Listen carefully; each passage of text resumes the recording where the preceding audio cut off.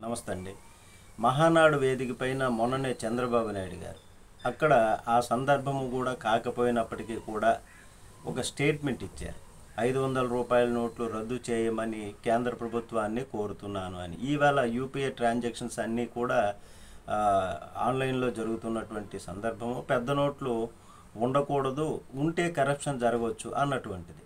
మరి గతంలో కూడా పెద్ద నోట్లు రద్దు విషయమై ఒక సంస్థ వాళ్ళు వచ్చి ఆయన్ని అడిగితే దాని గురించి ఆయన మాట్లాడారు. ఆ తర్వాత దాని ప్రస్తావనే లేదు. మోడీ గారు వచ్చాక పెద్ద నోట్లు రద్దు చేయటం, నేనే ఆ సలహా మోడీకి ఇచ్చానని చెప్పుకోవటం, గతంలో ఇదంతా జరిగింది. ఇప్పుడు 500 రూపాయల నోట్లకు సంబంధించి నిర్మలా సీతారామన్ మాట్లాడారు. నిన్నటి నుంచి ఈ ప్రస్తావన జరుగుతోంది, ఈ చర్చ.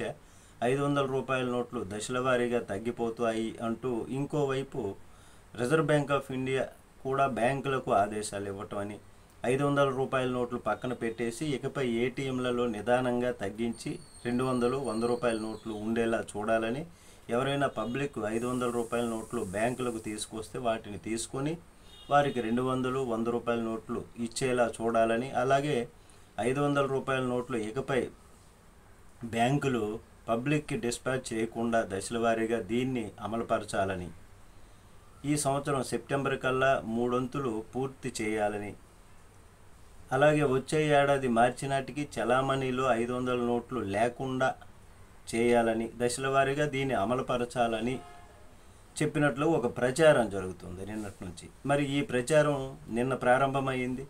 కరెక్ట్గా చంద్రబాబు నాయుడు గారు కూడా మొన్న మహానాడులో సందర్భం లేకపోయినప్పటికీ కూడా మాట్లాడడం. మరి బాబు గారు కేంద్రం తీసుకున్నటువంటి నిర్ణయం తెలిసి అన్నారా? గతంలో ఎలా జరిగిందో ఇప్పుడు మళ్ళీ కూడా గతంలో 2000 నోట్లు, 1000 నోట్లు అన్నీ కూడా మార్పిడులు, అలాగే ఇప్పుడు కూడా వాళ్ళ దగ్గర ఉన్నటువంటి నోట్లు ఏం చేస్తారు అన్నది ఏం జరుగుద్దో చూడాలి. మరి నమస్తే.